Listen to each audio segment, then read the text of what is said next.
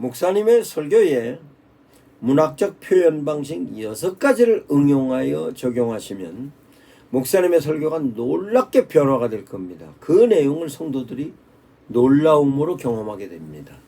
그 내용을 문학적 설교라고 명명하고 강의하겠습니다. 20분 강의 놓치지 마시고 끝까지 들으시기 바랍니다. 설교는 단순히 말씀을 전하는 것이 아니라 말씀을 경험하게 하고 보게 하고 느끼게 하고 깨닫게 하는 설교로 문학적인 설교입니다. 문학적인 설교의 요소는 첫 번째 요소는 이미지로 접근하는 설교입니다. 이미지는 눈에 보이지 않는 영적 진리를 눈에 보이는 장면과 사물로 표현하는 하나님의 계시의 방식입니다. 하나님은 자신을 설명하기보다는 목자로, 반석으로, 포도나무로, 씨앗과 같은 이미지로 나타내셨습니다. 이미지는 진리를 이해시키는 것을 너무 경험하게 만듭니다.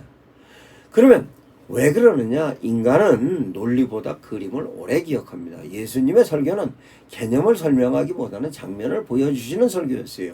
이미지는 성도들의 상상력을 깨우고 말씀 속으로 들어가게 합니다. 그러면 핵심적인 내용으로서는 뭐냐?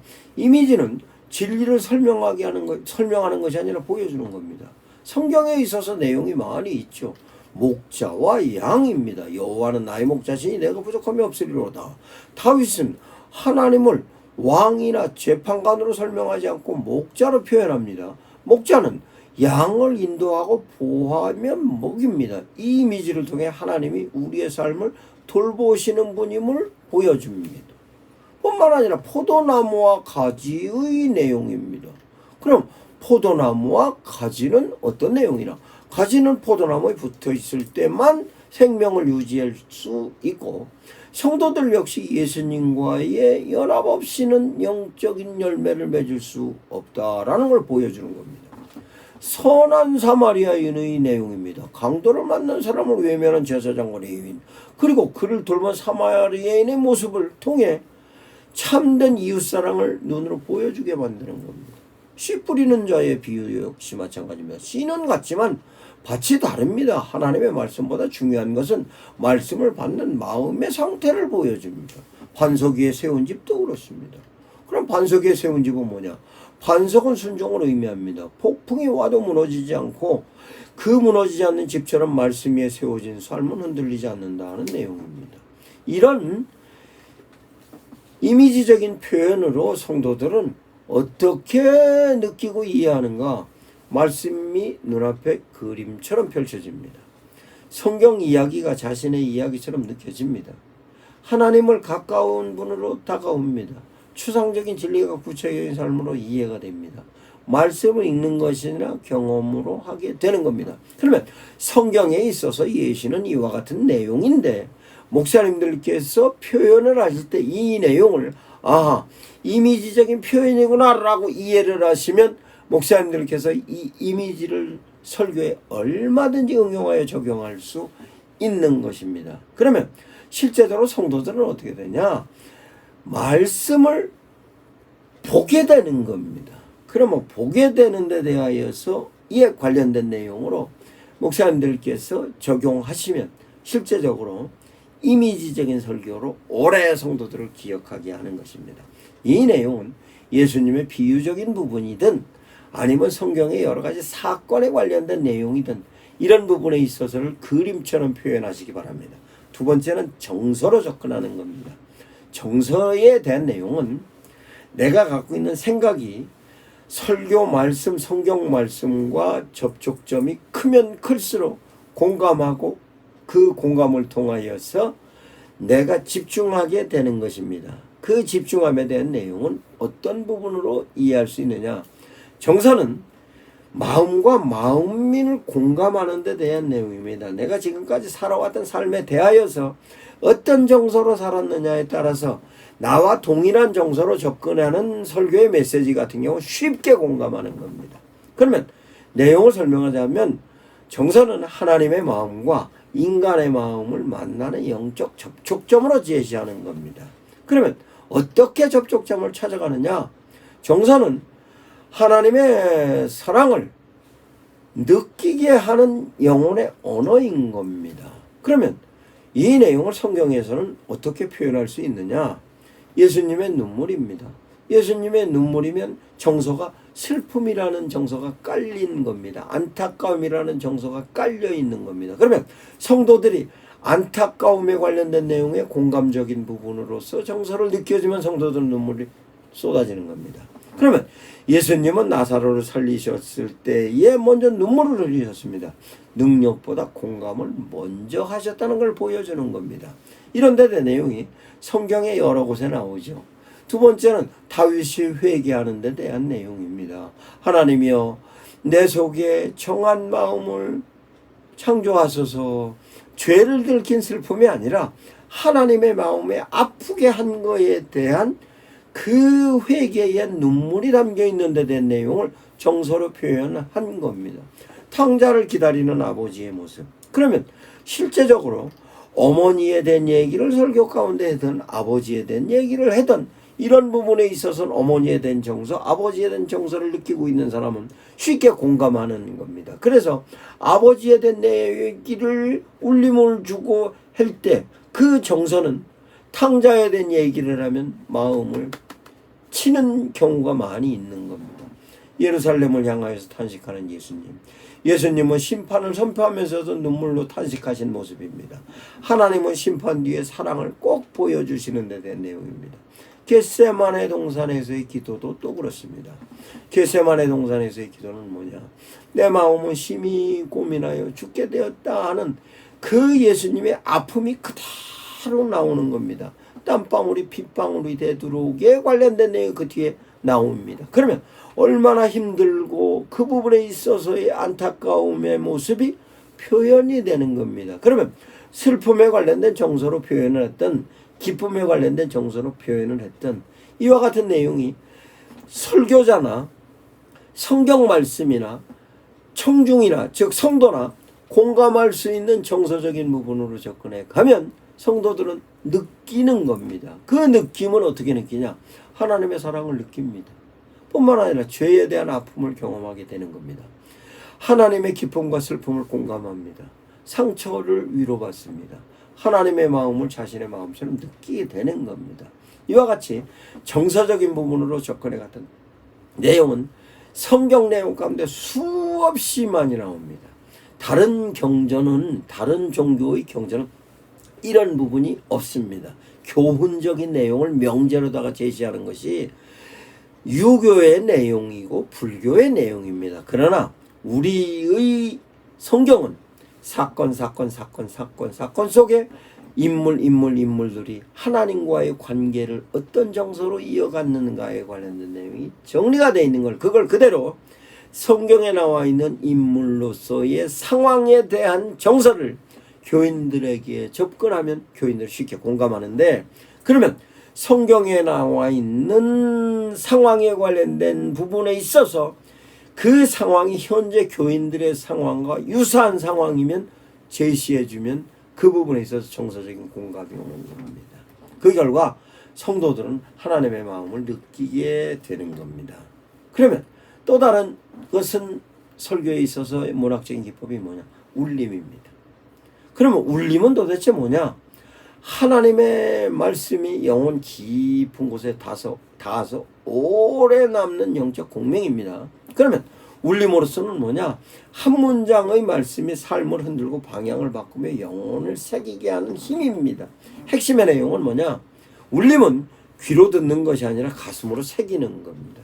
성경 말씀으로 예를 들자면 여호와는 나의 목자시니라는 간단한 하나님의 메시지인 것 같지만 그 내용 속에서는 하나님께서 나를 향하여 주시는 귀한 울림이 뭐였는가라고 하면, 목자는 힘이 들 때 나를 보호하시는 분이다라는 내용으로 접근이 가능합니다.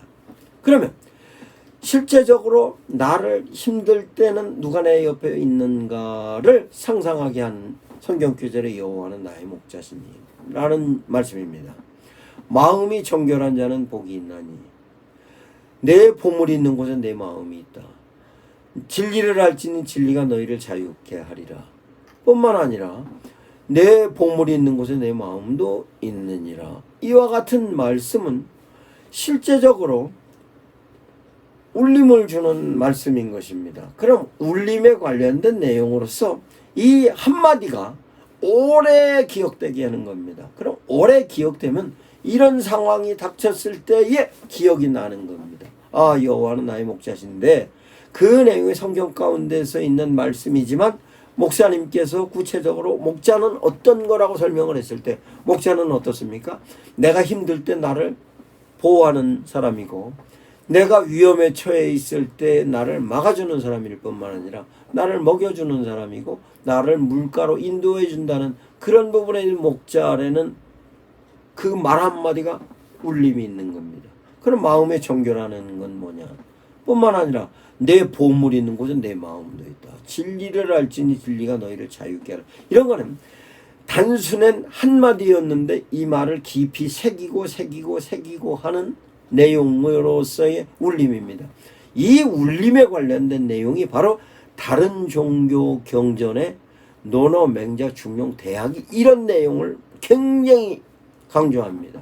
마찬가지로 불교 경전에 있어서 법화경이든 금강경이든 화엄경이든 이런 내용의 구조로 되어 있습니다. 이 내용이 오래 기억되게 하는 울림의 내용인 겁니다. 그러면 이 울림을 통하여서 성도들은 어떻게 느끼는가? 한 문장이 오래 기억하는 겁니다. 실제적으로 설교를 하셨을 때 목사님들께서 그 설교 전체적인 내용은 잘 몰라도 핵심적인 내용 한마디를 울림을 줬으면 그 한마디로 오래 기억합니다. 설교 후에도 말씀이 계속 생각납니다. 삶을 돌아보게 합니다. 하나님의 음성이 개인적으로 들리는 것처럼 느껴집니다. 마음의 깊은 곳에 새겨집니다. 이 결과 성도들은 말씀을 붙들게 되는 겁니다. 그러면 실제적으로 어떤 경우이냐? 성경 전체 한 권을 다 읽고 변화됐다는 사람은 못 봤습니다. 그러면 어떻게 변화가 되느냐? 성경 말씀 한 절 가지고 변화됐다는 얘기는 여러 차례 들었습니다. 이게 바로 한 말씀을 통한 울림입니다. 이 울림을 성도들에게 목사님들께서 설교하면서 어떤 부분의 울림에 한마디로 강조를 할 건가 찾아내는 겁니다. 그러면 이 내용을 다시 네 번째는 어떤 방식으로 표현할 수 있는가? 여백입니다. 여백은 하나님께서 침묵과 기다림을 통해서 역사하시는 신앙적인 공간입니다. 그러면 이 표현은 어떻게 하느냐라고 하면 이런 경우입니다. 목사님들께서 설교를 하시다가 설교 강조한 단어 한마디 하고 입 다물고 있으면 그 입 다물이는 뒤에 내가 말을 한 것보다 입을 다물고 있어서에 관련된 부분이 훨씬 더 성도들을 향하여서 가슴을 치게 하는 데 대한 내용으로서의 표현인 겁니다. 이게 여백입니다. 이 여백이 문학적인 표현입니다. 그러면 실제적으로 쭉 설명해 나가다가 입 딱 다물으면 이 내용을 앞의 내용을 갖고 뒷 내용을 상상을 하는 것입니다. 이 내용이 실제적으로 설명보다 신뢰를 배우게 하는 하나님의 교육 방식입니다. 예수님도 그렇게 하셨어요. 뿐만 아니라 성경의 선지자들이 곳곳에서 그렇게 표현했던 내용이 많이 있습니다. 그러면 욥이 가장 표현이 잘 된 부분이 어디 있는가? 욥에 대한 고난입니다. 욥이 그와 같이 고난을 받고 있는데도 불구하고 하나님께서 입 다물고 계시는 것. 하나님께서 오랫동안 이유를 설명하지 않으십니다. 뿐만 아니라 하박국에 있어서도 비록 더딜지라도 기다리라는 하나님의 음성을 통하여서 그 단순한 하박국을 향하여서 제시하는 말씀을 통하여서 하박국이 깨닫는 것이 하나님께서 많은 말씀을 한 것보다 침묵하셨을 때 오랜 여운으로 여백으로 남는 겁니다. 비록 뿐만 아니라 십자가 위에서의 침묵입니다. 그러면 십자가 위에서의 침묵, 예수님은 자신을 변호하지 않으셨어요. 그냥 입 다물고 있었습니다. 요셉이 13년 동안 고난 가운데 있으면서도 그냥 마냥 기다렸던 것, 이와 같은 데 된 아브라함이 모리아산에서 하나님은 이유를 설명하지 않으셨어요. 아브라함이 그냥 순종했습니다. 그러면 이와 같은 데 된 내용이 실제적으로 성경에 있어서 여백 가운데서의 내용을 목사님의 설교도 마찬가지로 여백을 이용하시기 바랍니다. 설교로 논리로 설명을 잘하는 것보다는 핵심적인 포인트, 울림으로 명제 하나, 울림으로 단어 하나 성도들에게 제시하고 입 다물고 있으면 엄청난 울림이 있는 겁니다. 그 울림이 여백으로 남는 겁니다. 이 여백에 관련된 내용을 활용해 보시기 바랍니다. 다음은 여운입니다. 여운의 내용은 뭐냐? 여운은 설교를 해놓고 그 울림이 오래가게 하는 겁니다. 여운은 말씀이 끝난 후에 계속 살아서 움직여서 삶 속에 남아있는 영적 흔적입니다. 여운은 설교가 끝난 후에 말씀이 계속 역사하게 만드는 힘이에요. 핵심은 뭐냐? 여운은 말씀이 삶에 따라다니는 힘이요. 성경에 있어서 여운의 내용을 설명을 하자면 어떤 게 있냐? 탕자의 비유입니다. 큰아들은 결말을 기록하지 않았어요. 왜 기록하지 않았냐? 그건 여운으로 남겨둔 겁니다. 그러면 생각으로서 이해할 거예요. 아, 탕자는 이렇게 아버지가 이렇게 했는데 그럼 아들은 어땠을까? 혼자 생각하는 거예요. 그러면 아, 내가 탕자의 모습으로서 살았는데 그럼 아버지 뜻을 순종했던 큰아들은 시기와 질투 속에 어땠을까? 상상해낸 겁니다. 부자와 나사로의 비유도 마찬가지입니다. 영혼을 준비하는 삶에 대한 질문을 남깁니다. 그러면 왜 그랬는가에 대한 내용은 성도도 스스로 생각하게 하는 겁니다. 가늠한 여인도 마찬가지입니다. 가늠한 여인에 있어서 여백은 뭐였는가? 그러면 가늠한 여인에 있어서의 여백에 따른 여운은 그럼 뭔가? 여운입니다. 울림으로 주는 것. 예수님이 침묵으로 여백을 두셨는데 그 여백을 표현은 땅에 글을 썼어요. 그러면 땅에 글을 써 있는데 나도 너를 정죄하지 아니하였노니 라고 하면서 여운을 남겨놓으셨어요. 그 여운이 실제적으로 훨씬 더 저 사람들한테 큰 울림을 준 겁니다. 이렇듯 목사님들께서 설교를 통하여서 여백과 여운을 효과적으로 쓰시면 성도들은 그 내용을 깊이 새기게 되는 겁니다. 선한 사마리아 사람에 관련된 내용도 그렇습니다. 누가 내 이웃이 되겠느냐라고 말씀 안 합니다. 뿐만 아니라 부자 청년이 떠난 후에 이야기를 기록하지 않았어요. 이게 여운입니다. 아, 부자 청년이 예수님한테 듣고 떠났을 때에 분명히 갈등이 있었다는 상상을 하게 하는 겁니다. 이와 같은 데 된 내용이 선한 사마리아인을 설명하고 그 이후에 설명을 안 합니다. 누가 내 이웃이 되겠느냐로 그냥 했습니다. 그러면 실제적으로 율법사한테 야, 어떤 것이 예수님을 질문에 대해서 답한 게 내 마음과 뜻과 정성과 모든 것을 향하여서 하나님을 사랑하라 뿐만 아니라 내 이웃을 내 몸처럼 사랑하라 했을 때 그 율법사를 향하여서 예수님께서 너도 이같이 하라고 끝입니다. 이와 같은 데 대한 내용이 계속적인 배경에 있어서 여운과 여백과 울림에 대한 이해를 하고 있으면 그 내용이 성경의 내용으로 보일 겁니다. 성경의 내용으로 보이면 쓰시기 바랍니다. 그러면 또한 이 여운으로서는 성도들은 어떻게 느끼냐? 설교 후에 말씀이 계속 머릿속에 떠오릅니다. 본문의 의미를 반복해서 생각하게 합니다. 자신의 삶을 돌아보게 합니다. 하나님이 주시는 질문을 발견하게 됩니다. 말씀이 일상 속에 살아서 움직입니다. 그러면 실제적으로 이런 부분에 있어서 성경의 내용을 굳이 설명을 다 하려 하지 마십시오. 그 내용을 응용해서 보시면 아, 성경에 있어서는 이 여운이 있었을 때 여운 뒤에 뭐가 있었을까? 그러면 목사님들께서 이 여운의 표현의 기법을 이해하고 그 방식을 설교에 쓰기 시작하면서부터는 설교에 관련된 내용이 성도들이 달리 느끼는 겁니다.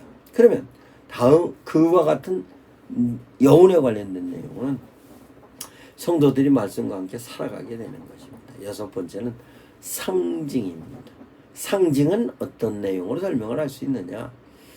상징은 보이는 것을 통하여 보이지 않는 하나님의 진리를 드러내는 영적 언어입니다. 상징은 하나님이 대상하는 하나님의 깊은 뜻을 담아서 전달하는 계시의 언어입니다. 상징은 하나님의 깊은 뜻을 여는 열쇠입니다. 상징의 표현은 뭐냐? 십자가. 그러나 십자가는 어떤 상징입니까? 사랑이라든가 희생이라든가 구원이라든가 승리를 상징합니다. 어린 양, 예수 그리스도가 대속물이라는 것, 광야, 고난과 훈련과 성숙을 의미합니다. 빛, 진리와 생명을, 생수, 영원한 생명과 은혜. 성도들은 이것을 보고 어떻게 느끼냐? 성경의 깊은 의미를 발견합니다. 하나님의 큰 그림을 보게 됩니다. 복음의 풍성함을 깨닫게 됩니다.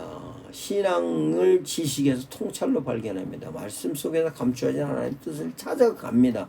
이와 같은 데 된 내용으로 문학적인 설교는 단순히 설명하는 설교가 아니라 이미지로 말씀을 보게 하고 정서로 하나님의 여운을 느끼게 하고 울림으로 말씀을 깊이 새기게 하고 여백으로 하나님을 신뢰하게 하며 여운으로 말씀과 함께 살아가게 하고 상징으로 하나님의 깊은 뜻을 잡게 하고 깨닫게 하는 것입니다. 이와 같은 데 된 내용을 효과적으로 사용하셔서 하나님의 메시지를 성도들을 향하여서 하나님의 뜻에 일치하는 모습으로 하나님의 의도를 성도들에게 제시하시기 바랍니다. 이 내용을 다시 제가 챗GPT 문학적 설교 챗봇으로 다시 강의를 하겠습니다.